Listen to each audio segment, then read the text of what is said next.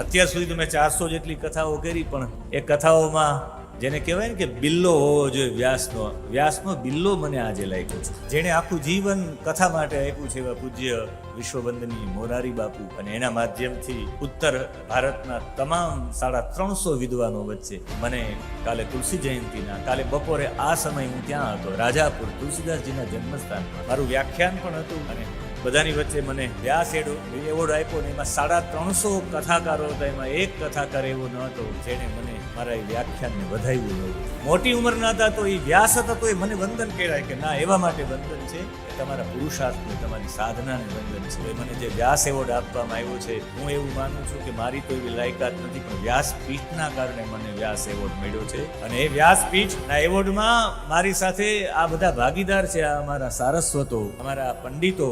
એટલે એ વ્યાસ એવોર્ડનો અધિકારી હું નથી, વ્યાસપીઠ જ એના અધિકારી છે. તો આ એવોર્ડ હું આ ભાતેલની પવિત્ર ભૂમિમાં એ વ્યાસ એવોર્ડ હું વ્યાસપીઠને સમર્પિત કરું એવા ભાવ સાથે કાલે જ મને આ એવોર્ડ પ્રાપ્ત થયો છે. પહેલા આ કથા એકમથી નોમ રાખવામાં આવી હતી, પણ બાપુની વિનંતીના કારણે અને એસ જાડેજા સાહેબે એમનો સ્વીકાર કર્યો, એટલે આ એવોર્ડ હું વ્યાસ એવોર્ડ છે એ હું ભાતેલની પવિત્ર ભૂમિમાં વ્યાસપીઠને સમર્પિત કરું છું.